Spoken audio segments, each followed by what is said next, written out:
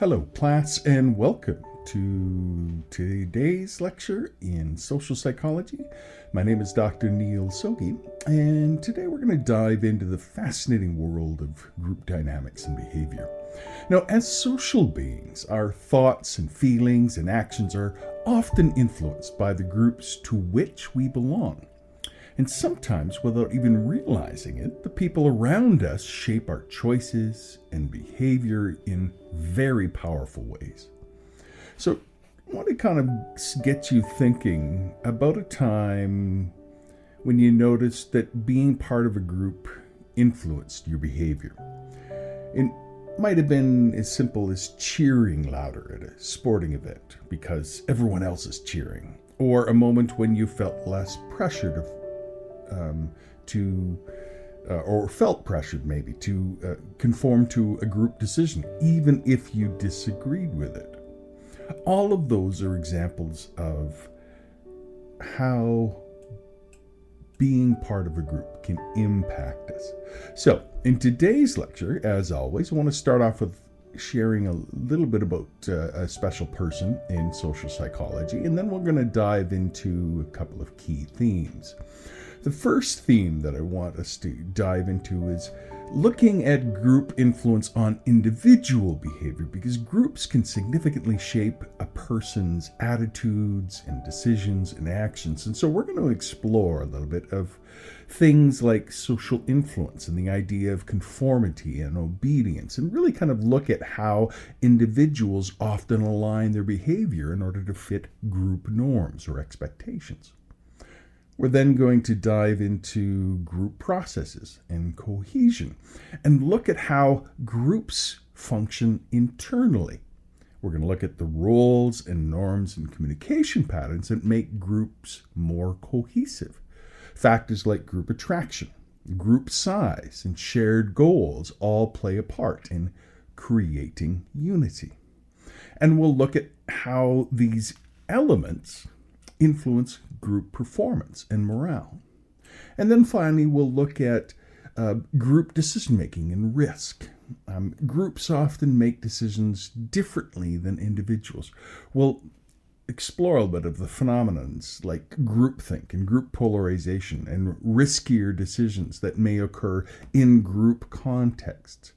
And we'll also look at, what are the negatives of groups, but what also are the positives of groups.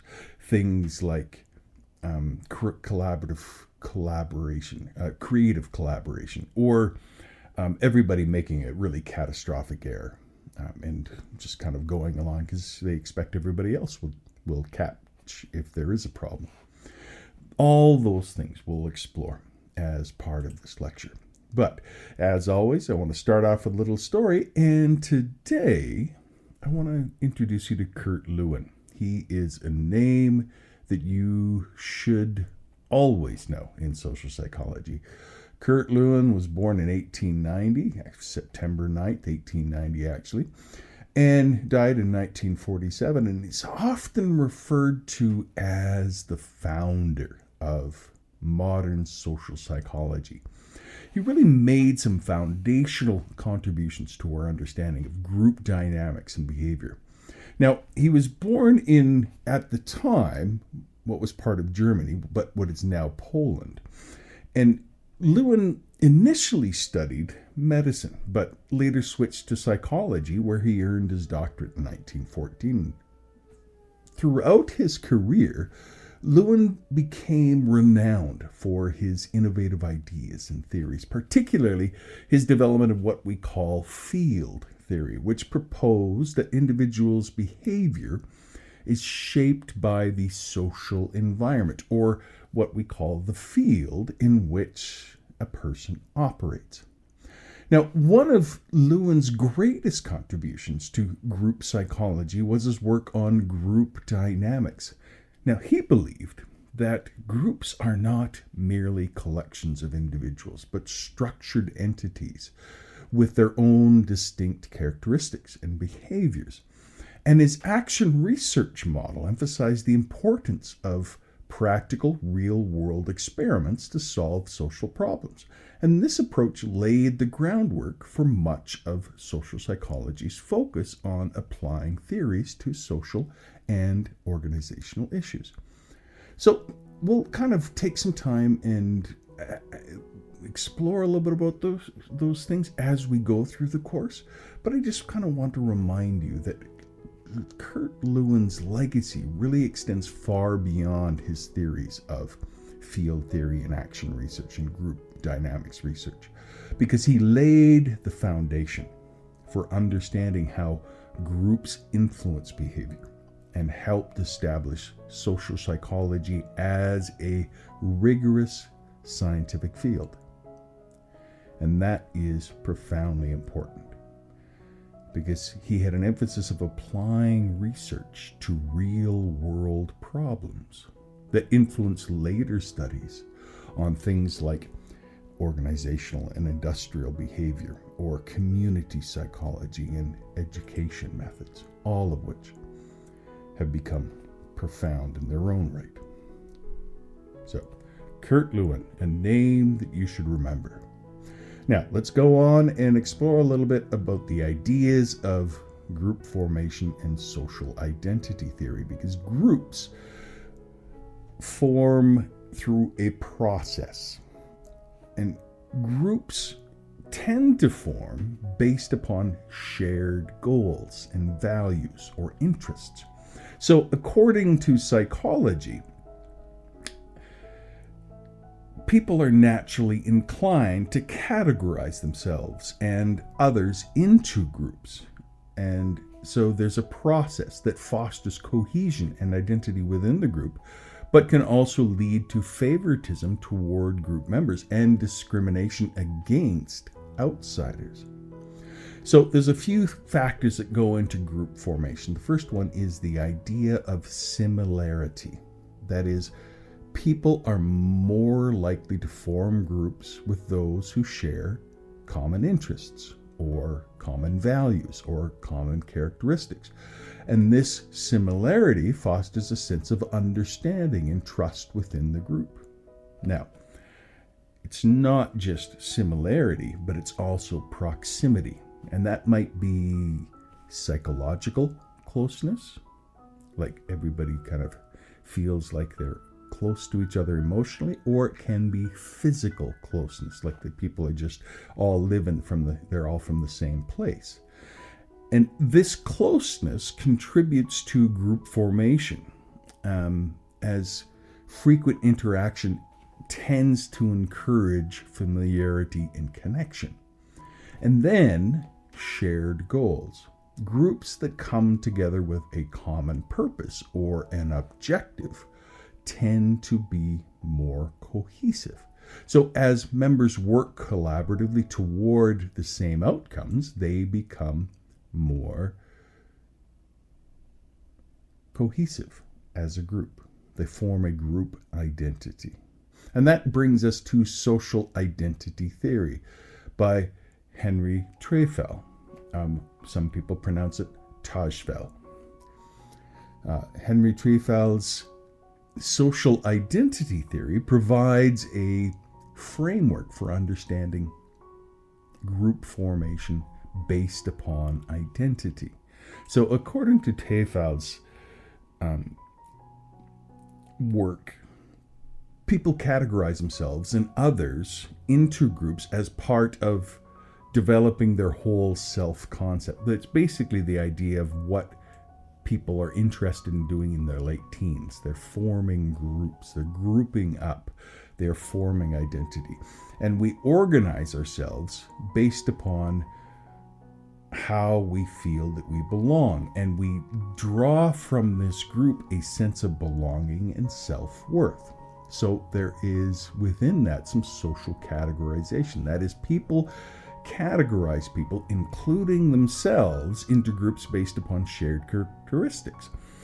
So you can think about this being an in-group, that is us versus them, which would be the out-group kind of mentality. And then there's the social identification. So once categorized, these individuals adopt the norms and attitudes and behaviors of the in-group to align themselves with that identity. So that's why, like, for example, in different cultures or different religions, that when people organize themselves in that way, they tend to dress the same way, they tend to speak the same way, they tend to have the same views, because this gives them a sense of comfort. This waylays some anxiety. It gives them a sense of simplicity in life. It's part of that social identification process. But it also tells you how well you're doing, and that's the whole idea of social comparison. So finally, these individuals compare their in-group with the out-groups, and often emphasize the positive aspects of their own group to enhance their sense of self-esteem. And this then encourages group loyalty. Now, it's interesting because Tafel had a famous minimal group experiment that demonstrated even some arbitrary group divisions, such as preferring one artwork over another, led to in-group favoritism and out-group discrimination. So, like, for example, participants in some of these studies that he would conduct consistently favored members of their own group, even if the group categorized, this whole group categorization that was going on was based upon some very meaningless criteria. And this finding really kind of underscores how deeply social categorization influences human behavior. It is really kind of a hidden control factor in our own lives that oftentimes we're not aware of. Now, I want to kind of take a little bit of time and explore how groups facilitate interaction, but also inhibit interaction.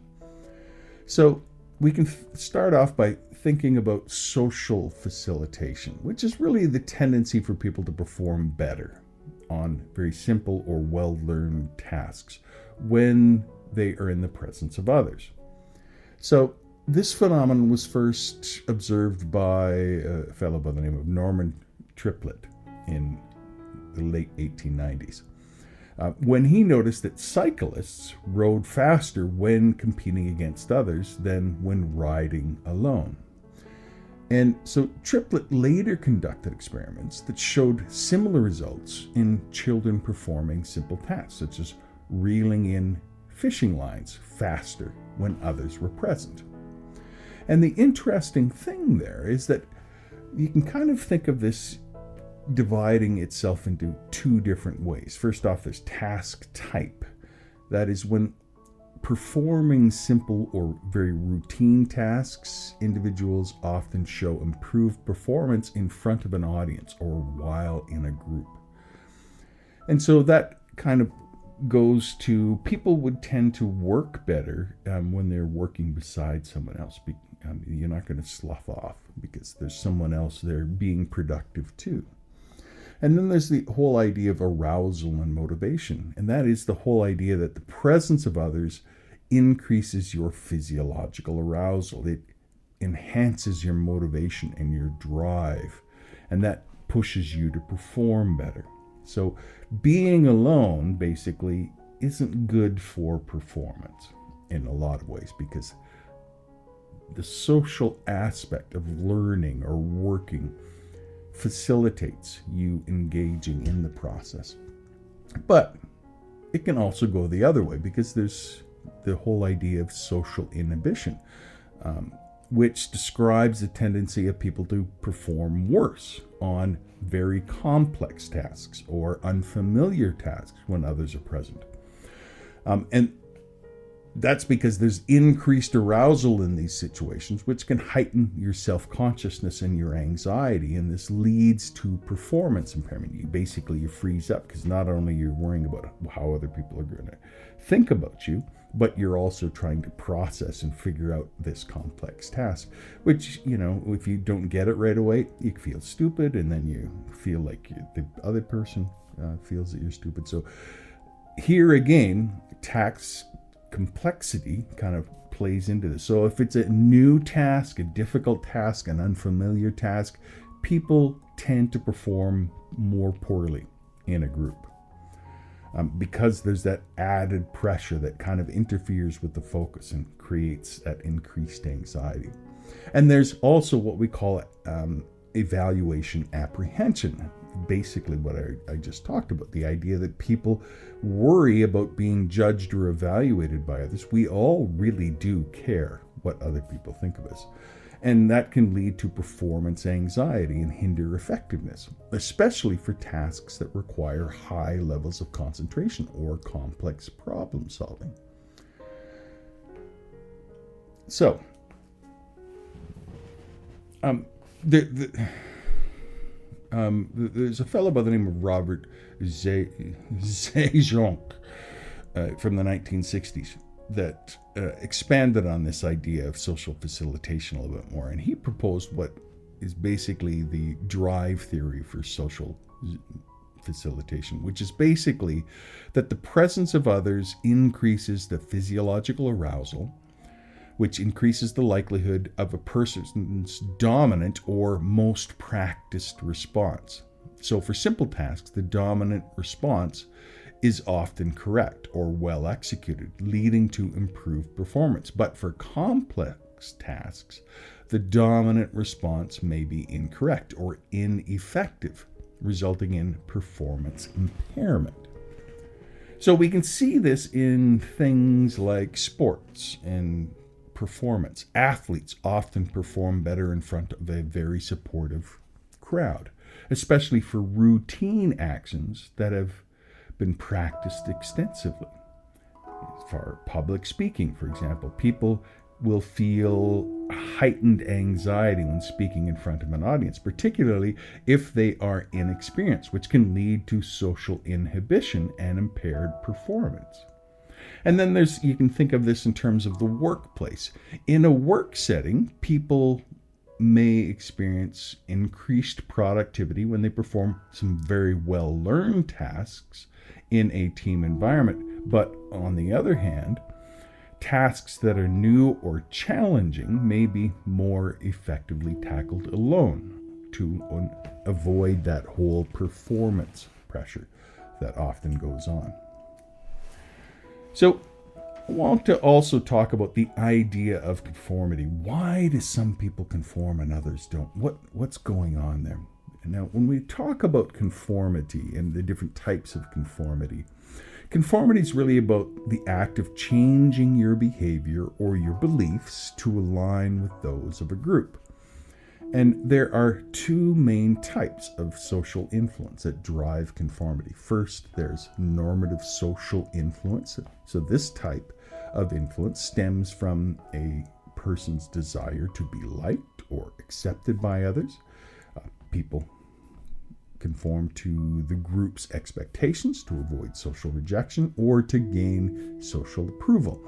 And so normative influence often leads to public compliance, where individuals go along with the group externally, even if they internally don't agree. Then there's information social influence. And this occurs when individuals conform because they believe the group has some accurate information or knowledge that they themselves don't possess. So they're in a group of people that they think know more than them. And so this is going to lead to a private acceptance where the individuals genuinely adopt the group's beliefs or behaviors as their own because they believe the information there is better. And so they're looking to other people as a source of guidance. Now, one of the famous experiments on conformity was conducted by Solomon Asch in 1950. And in this Asch experiment, and I will continue to talk about this with each ongoing class because it's just so obvious, is participants were placed in groups with some confederates, which are basically actors who are in on the experiment, and asked them to complete a simple line judgment task. And despite the task's simplicity, many participants conformed to the group's very incorrect answer, even when they clearly knew that it was wrong. And the interesting thing is, 3/4 of people will conform to the group at least once. And this just goes to show how powerful the influence of group pressure is. And particularly when this pressure for unanimity can, while it's nice for group cohesion, tends to push down dissent. And so it can cause some problems. So there's a lot of things to kind of be mindful of with conformity and social norms. Now, I want to talk also about obedience. You must obey your leader, because obedience to authority involves following orders or directives from someone who's perceived to be in a position of authority. And this form of influence is distinct from conformity. And here's how I want to kind of clarify this. And again, I talked about this last class. It is generally a direct response to explicit instructions rather than group pressure. And obedience to authority is an important aspect of group dynamics, especially in structured environments such as workplaces or military settings or educational institutions. And for that one, and this is something that I'm going to continue to talk about, is that famous experiment by Stanley Milgram in the 1960s, where he took ordinary people and convinced them to commit harmful acts by following an authority figure that was inspired by questions surrounding obedience during World War II. And what Milgram did in his experiments is he took someone, dressed them up to look like a scientist, and then convinced people to shock other people who were, again, Confederates. And even though the person giving the shocks thought that they were reaching dangerous levels, they continued to do it. And up to a rate of 65% of people continued to reach the highest shock level when instructed by an authority figure. Just going to show how malleable and how weak-willed people actually are. Proximity to an authority figure. So being close to an authority figure is a major factor in obedience. Seeing the authority figure as legitimate, so having an official white coat, lab coat, very powerful in seeing the legitimacy of the authority. And the absence of any dissenting voices all seem to contribute to high levels of obedience.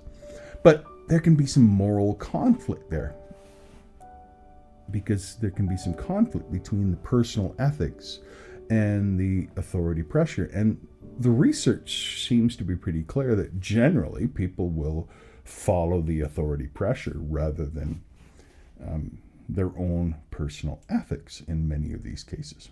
And this just goes to show that different types of leaders can have a profound impact upon the types of groups that you end up living in. Whether it's a high level of obedience like a military camp, or if it's a democratic leadership style like in a educational group project. However that gets formed, and whoever kind of takes charge is going to determine a lot of what's going on within that group. So I want to talk about what makes for group cohesion. Well, first thing is that a sense of unity and solidarity is really a big part of this. And there are some very superficial things that play into this. So like, for example, if you were to just look at the symmetry of politicians' faces in local elections, that has a tendency to be a very good predictor of who's going to get elected, if the person doesn't know the different party. If it's a two-party system, then people will typically just vote for whatever party they identify with, for whatever reasons that might be. So interpersonal attraction, just looking good, can go a long ways to influencing the group. Also, you need bonds to hold a group together, and the stronger the bonds, the more resilient the group will be. So some factors that contribute to group cohesion are things like shared goals and values. If you're working towards a clear purpose, a clear vision, that enhances group cohesion. If there's interpersonal compatibility, that is, you can get along and respect each other, that fosters a cooperative atmosphere. That helps with group cohesion. When you have success is a natural high. You want to be members of a winning team. And so you want your efforts to be productive and to produce positive outcomes. That becomes an important thing. Group size is also important. And smaller groups, like 5 people, tend to have greater cohesion due to more direct interaction and stronger interpersonal connections. When you have a group of 20 or 30 or 80 people, it tends to not quite be as cohesive. And then finally, group identity. Very clear and positive group identity. You know, if you can have a mascot and a name and a t-shirt that you're all member of this group, that fosters a sense of pride and belonging within that group, and that can be very powerful.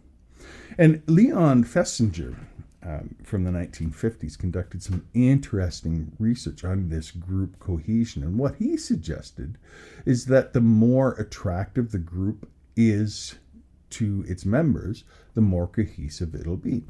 So Festinger emphasized that cohesion arises from both the interpersonal attraction and the alignment of goals within the group. So his studies on residential housing complexes really kind of illustrated that people who lived closer together were more likely to form friendships and have a sense of unity.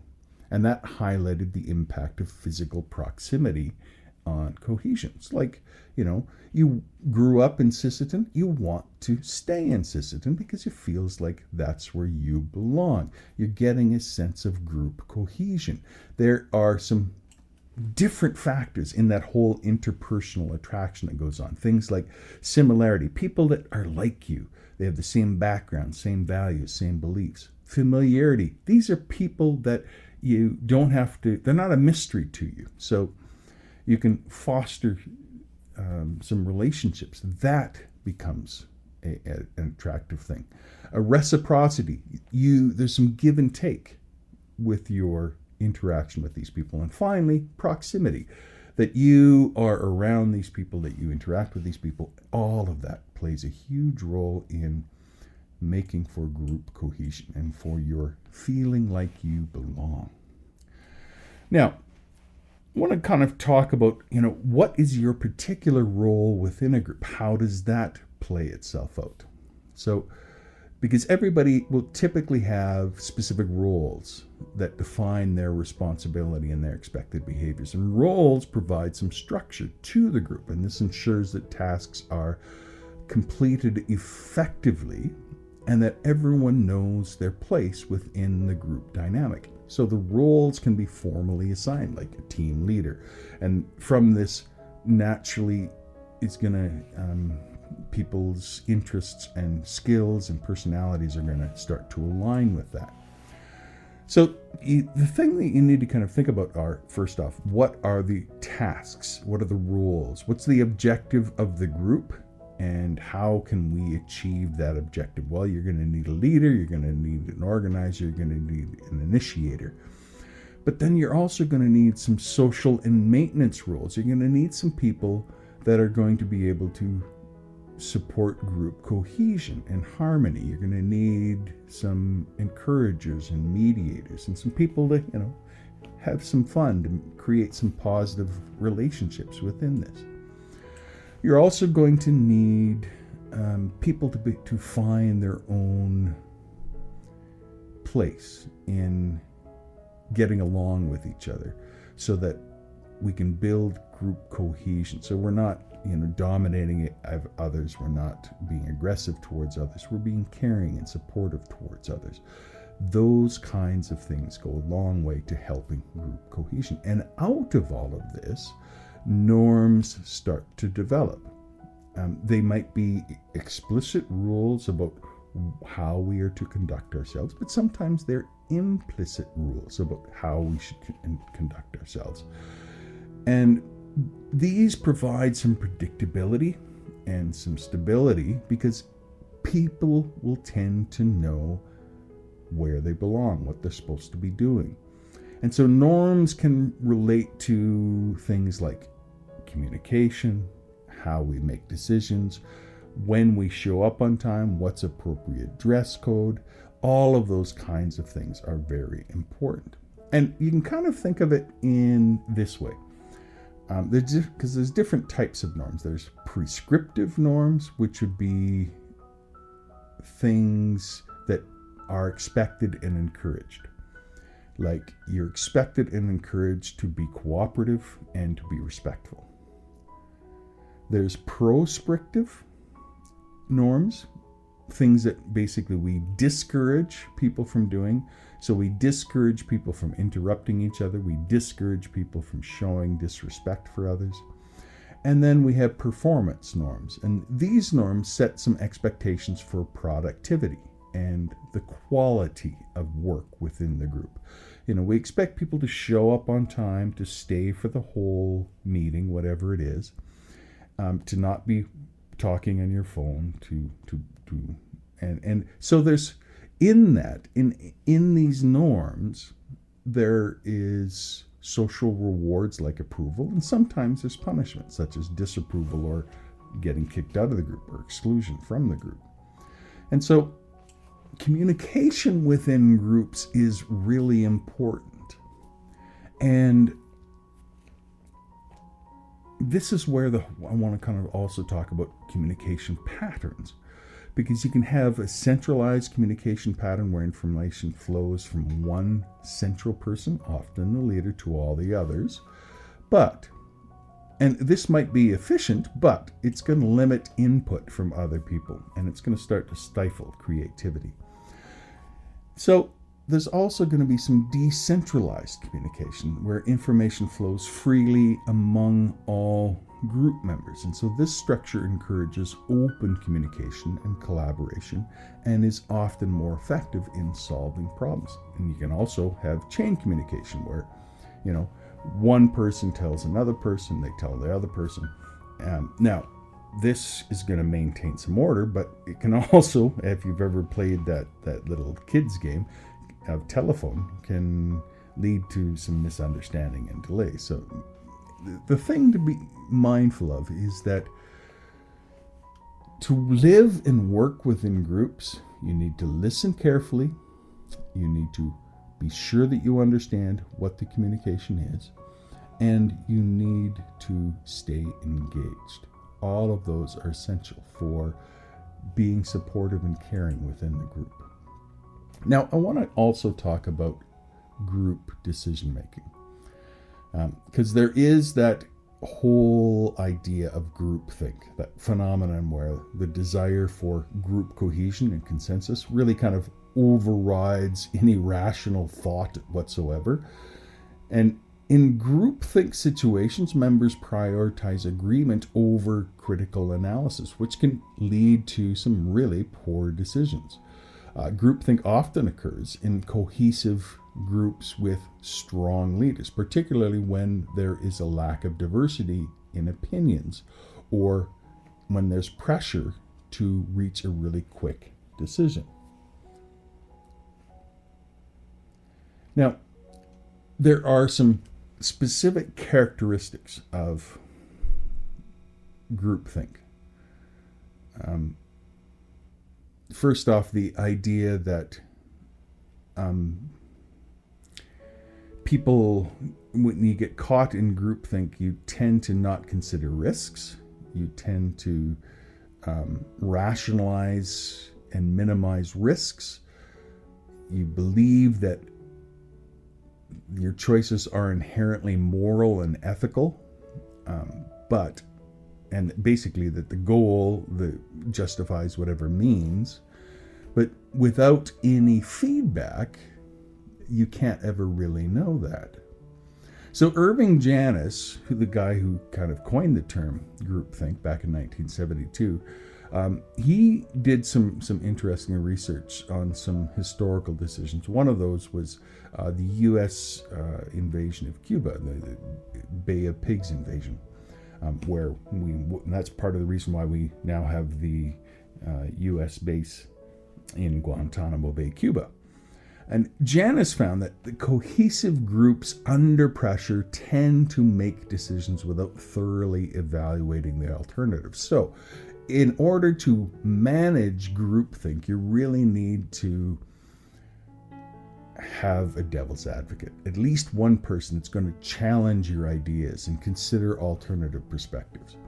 And when you don't have that, then you get caught in this kind of bad decision-making process.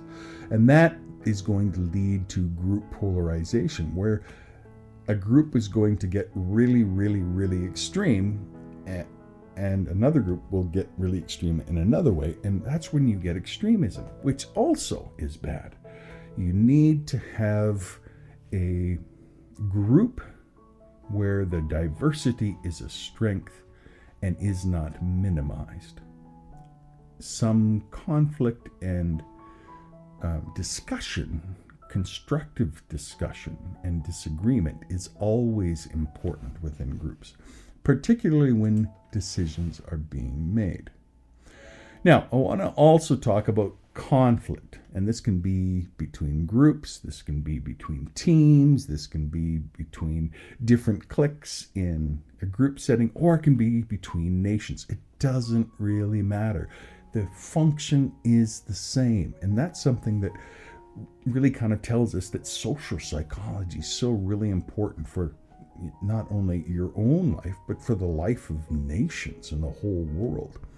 Because intergroup conflict really occurs when groups compete for things like resources or power or status. And this conflict can often arise due to differences in goals and values and perceived threats. And so when you combine things like social identity, where we have the in-group and the out-group, that becomes a very difficult thing where bad decisions can be made. And so you get the in-group bias and the out-group homogeneity, the idea that my group is good and everyone that's not part of my group is just this amorphous mass, and we give them stereotypes and we are prejudiced against them. All of that becomes a very, very negative thing, and really kind of tells us that there is a lot going on within people. And then there's the bystander effect and the idea of diffusion of responsibility. And the whole idea of the bystander effect is, if you collapse and you're walking on a street, would you want more people around to see you, or to collapse basically alone on the street and one person 2 blocks away is the only person that sees you collapse? When are you most likely to get help? Well, in truth, the bystander effects, it says that there's a tendency of people to be less likely to offer help to a person that's in distress when other people are around. They kind of diffuse the responsibility. And so the effect occurs because people in groups, the individual often assumes that someone else is going to take care of the problem. They're going to intervene, and that reduces their own sense of responsibility to act. So the Latane and dearly experiment in 1968 really kind of they actually did a number of experiments that really kind of illustrate this bystander effect. And one of the famous studies was that participants were placed in a room where they were believed that they were overhearing another participant who happened to be a Confederate of the experiment having a seizure. And where participants thought that they were the only ones present, they were more likely to help. However, when they believed others were also aware of the emergency, their likelihood of helping decreased significantly. And that's just a sad state of how we often work within our lives. There's also a famous case of Kitty Genovese, New York City, and this kind of really drives this point home very clearly. Kitty Genovese was attacked outside of her apartment late one night in New York, and people saw her being attacked. They saw her being shot. They saw her being beaten. They looked out the window. 14 people. Not one of them called for help. Not one of them went to the aid of Genovese, because they assumed someone else would act. And that just goes to show that oftentimes that idea of diffusion of responsibility can lead to a great deal of harm. We all have a responsibility, and whether or not other people are there doesn't really change that. But the ways that we think, how weak we are in our own choices and our decisions, and how much we rely upon the social group really is driven home by some of these points. So I want to kind of review these key terms. First off, groupthink. That is that phenomenon where the desire for group cohesion and unanimity leads members to suppress the dissenting opinions and the critical thinking. And what this ends up resulting in is bad decision making. Then there's social identity theory, that Henry Tafel, where he explains how individuals derive part, at least, of their self-concept from the groups that they belong to. And if you have an in-group, then you favor your in-group. And oftentimes you discriminate against the out-group. And then there's the bystander effect, the idea where individuals are less likely to help a person in need when other people are present, due to the diffusion of responsibility and pluralistic ignorance. And this concept has again been researched extensively by Darley and Latane. And our question that I want you to kind of be mindful of for the quiz is, which of the following factors is most likely to reduce the occurrence of groupthink within a cohesive decision-making group? And of those choices, I would suggest that appointing a devil's advocate to present some alternative viewpoints would be one of the best ways of reducing groupthink within the decision-making process within a group.